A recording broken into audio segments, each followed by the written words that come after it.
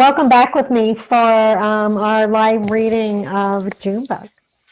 And I hope that by now you guys are starting to have some conversations and some questions are showing up, and we're going to be able to dive in and have some deep conversation.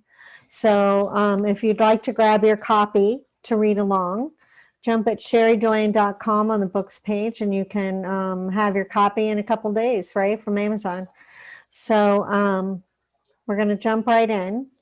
And if you remember, in our last session, June was horrified by the actions of her Uncle Vernon, who had locked her in the basement and in his mind had her trapped down there to do with her whatever he chose. And what was amazing, that Tigwa showed up and she fought. And this time she fought to win. And he did not get his way with her. And she found fresh air and freedom from that basement. So as we move along,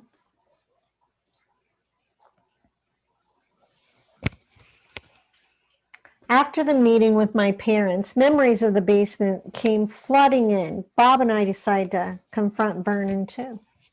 He and Carol have recently moved to a neighboring town with his job, and Carol's continually calling. She wants the four of us to hang out, to have dinner, and I'm not interested. It's sad because Aunt Carol and I were always so close. It's hard to stay close when there's secrets.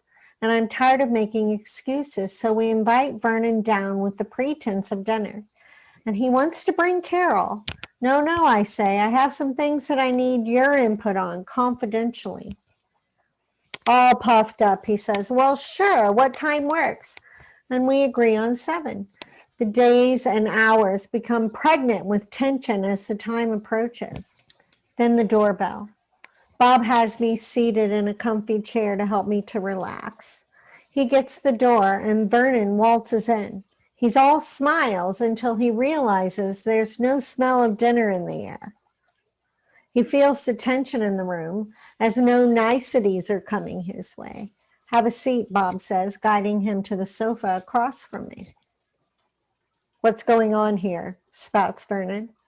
The nerves in my stomach push the words out like bile. Vernon, I've been having trouble with some things.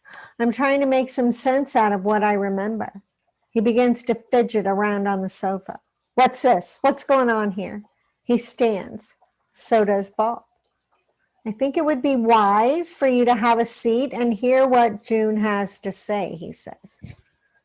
Vernon sits right down. Not sure why, but he does. Bob seems to have that effect on these men. First Dad, now Vernon. Gaining some confidence from Bob, I push on. I just want you to understand. I remember the things that you did to me when I was a girl. I need you to know how much you hurt me. He starts to interrupt, and Bob raises his hand. You will get to talk when June has said everything she needs to say. He urges me to continue. Vernon swallows his words. I trusted you. I looked up to you like a father. You know how things were with Dad. I needed you, but you just fell in line. Why would you do that to me? What do you mean? Nothing ever really happened. You locked me in a basement. If it weren't for Sam, something really bad would have happened. He saved me from you. But again, nothing happened. He looked to Bob in order to gain a comrade. You know how it is when they're young and... No, I don't know how it is, Bob interrupts. Not with little girls. I don't. I think it's time for you to leave now. Bob looks at me and nods. The tears stream down my face, and in that moment, we both understand that I'm getting nowhere. I nod back as a signal that I'm finished. Find a way to keep Carol away. I don't want to see you anymore. I don't want to have dinner with you. I don't want to share my holidays with you. They are my family, and you don't belong there. You make the excuses from now on, or I will tell Carol. With his mouth open, ready to respond, Bob pushes him out the door. Doesn't matter, though. He's always there. Every time I go home, there he is, sitting in my mother's house. No amount of talking will ever change that. Mom explains, I can't lose my only sister. Plus, all that talk will give Grandma a heart attack. You know how much she loves Carol and Vernon. Carol is her favorite, and you don't want to give Grandma another heart attack, do you? Who would she choose? It would kill her. That's how she kept me quiet. I mean, when your own mother doesn't choose you, who will? Every Christmas, Thanksgiving, birthday, I never told Carol. I wonder if I would be expected to have dinner with a child molester or a rapist if he were a stranger. Would I be expected to welcome my captor into my home and allow him around my children? Somehow I don't think so. Under the umbrella of family, is all harm just negated? I get up early the morning after and hurry to sneak out. I want to avoid being face to face with anyone. I can't do that yet. My belly feels real nervous. Part of me questions my sanity. Am I crazy? Did that really happen? It doesn't even feel real. Sam, Kenny, neither one of them have said a word to anybody. I can't believe Sam in his blabbermouth. Not a word. Not even to me. It's as if I can't even allow myself to think about what he planned to do. When I go there, the fear threatens to overtake me completely. Oh my God, I have to get out of here now. I hurry myself into my jeans, and with a glance out the window, I see the ground has a nice dusting of snow. I pull my warmest pair of socks from the drawer. It's the first snow of the season. I'd better bundle up. Over my head, I slip on my coziest sweater. It's the one Grandma made. At these times, you take comfort where you can find it, and it feels like her. A slight smile crosses my face. It's all I can muster this morning. I tiptoe through the house, boots in hand. Opening the door as quietly as possible, I step into my boots. Ginger feels my agitation as soon as I walk out of the house. She knows instantly that I need away from here fast. She throws her head around with a whinny and backs herself up to the old tree stump. I can't help but smile, even if I don't want to. She always knows. I cover the distance between us with long strides, and I hit the stump and land on her back in one smooth motion. I grab a handful of mane and we're off. Feeling the warmth of the animal beneath me relaxes me a little. Sitting back, I let my mind wander. Ginger knows the way. It's a beautiful morning. The trees are glistening in the sunlight, almost twinkling like a Christmas tree.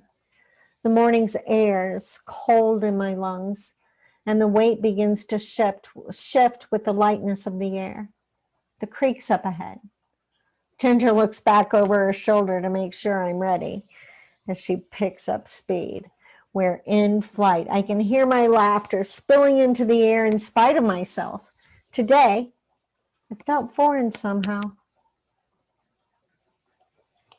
Up the embankment to my special spot atop the cliff, I slide off and land softly in the cottony snow.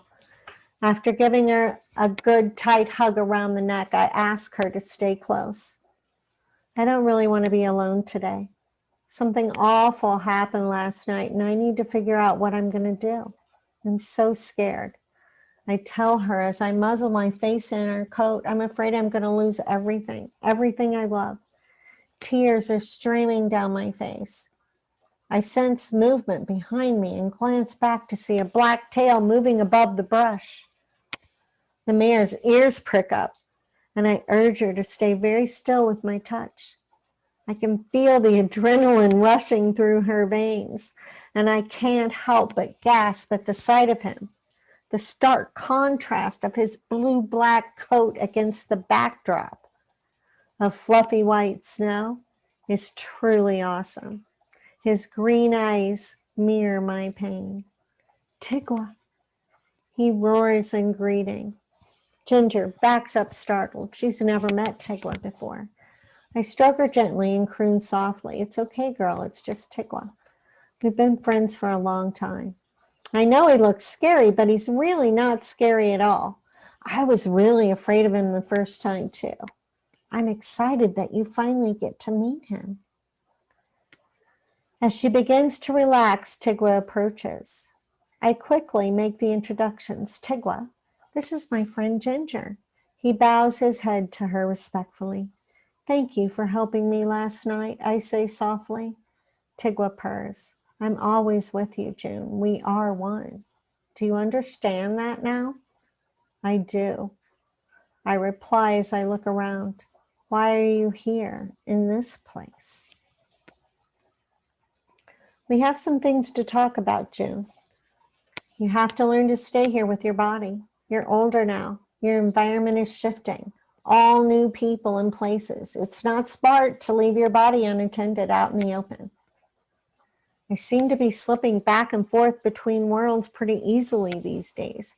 I can be almost anywhere. If I get anxious, if I feel fear, almost instantly, I'm in the meta. With your body comes the means of action. It must be valued and protected. You understand that in becoming me, we can take many different forms. So pay attention. What you need will come to you. He pauses for a moment to make sure I am understanding, then continues. It's time for the battle to begin. It's time for you to face the things that are happening to you. It's time to understand who you are and what you have available. The powers are with you. Take charge now. Take the actions needed to protect your body and own your life. All I can think about is the horses. Ginger. I'm going to lose a lot, I say as I look back over my shoulder at Ginger. I'm not sure I can stand that. All good things come with a price, June. These changes will bring great things to you. You will know your strength and your courage. You will be free, Tigwa answers. How can I live here without the horses? I'm going to lose the horses. Without Uncle Vernon, I have nothing. I begin to cry. He purrs and nuzzles my chin with his muzzle. I know. It's going to be tough for a while. Things will have to turn upside down for you to be set free. You will have to be strong, June, and present. You have to stay here with this. Use your tools. It's time to use what you've been taught and save yourself. It's time. What about Sam? Tigwa hears the worry in my voice and reassures me. You have to take care of you first. Then he will be safe. I can't leave him here. I begin to sob. Have faith, June. He will be taken care of. Now, it's time for you to set things in motion. Only you can do it. Where do I start? I ask. Deal with what's right in front of you first, and the rest will follow. You have the power with you. We are one, June, remember. Be careful of the slumber that takes people here. Remember what you know. And with that, Tigwa saunters back towards the woods. I feel the weight of what I have to do as I watch him disappear from sight. Atop my perch on the cliff, thoughts tumble around. I need a plan that allows me to keep up with my work with the horses and keep Ginger. I can't lose her. I can hear the echo of Tigwa's words ringing through my head. Deal with what's in front of you. That's pretty clear. The most imminent thing right now is Dad and his fists. I should start there. The show season is winding down, so that leaves some space between Vernon and me. I can duck and weave for a while, one thing at a time. I dream of being far, far away from here. I dream of Sam and me having a little place of our own. Know them. Curtains on the windows. I can paint the rooms in happy, cheery colors. My dreams come to a halt with the realization that I don't even have a car. I can't go anywhere without a car. I'm still in high school, no money. I've been working for a grocery store part-time, hoarding away every penny with a car in mind. I'm nowhere close. Things get worse at home. Dad's begun to have these episodes. He wanders around saying and doing really odd things. And if we don't understand and respond correctly, he gets really angry. It's almost as if he's sleepwalking, trapped inside of a crazy dream. I find him one night late, frying hi-ho crackers in a skillet on the gas stove, and he's irritated because the goddamn turkey's bad. I try to calm him and turn the gas off. He turns on me, hitting me in the head hard enough that my plastic headband breaks, leaving pieces embedded in my scalp. These episodes add a whole new level of unpredictability to our household. His visits to my room are equally bizarre. He's told me all sorts of things, called me every name that you can imagine. Whore, tramp, slut, bitch. I haven't even had a boyfriend. No one's ever touched me but you guys. He sits on the floor with his back against the door, his preferred way of trapping me while he spews his crazy talk. He told me once that he had this piece of paper saying that he was crazy. I can kill all of you if I want to, he says. Not much would happen to me, just end up on some psych ward or something. Wouldn't be so bad. Might kind of like it. Wouldn't have to worry about all your shit. But why would you want to do something like that, Dad? His reply is simple. He shrugs his shoulders. Don't know, but I could. His head drops to his chest. One afternoon, the house is empty. The boys are outside. I can't get the crazy paper out of my mind. What kind of paper gives someone the right to kill with no consequences? I decided time to go on a treasure hunt. I need to see it. I need to touch it, to know what I'm dealing with. I rush up the stairs to my parents' room. I don't want to get caught up here. He keeps the guns in the closet. We're not supposed to go in there. Secrets. At the bottom of the closet, under stacks of miscellaneous stuff, I come across a metal box. Not a pretty box like Mom's, just a plain metal box like a toolbox. It opens easily, and there's the house mortgage, marriage license, and at the very bottom, I come face to face with the document. It's from the U.S. Army. Section 8, discharge patient. Section 8, discharge papers for reasons of insanity. Whoa, I can't believe it. It's weird that he would have kept something like that. Even weirder that he told me about it. Things are coming to a head. I'm not sure what to expect. I have to be ready for anything. I slip the paper back in the box and get out of there as quickly as I can, holding yet another secret.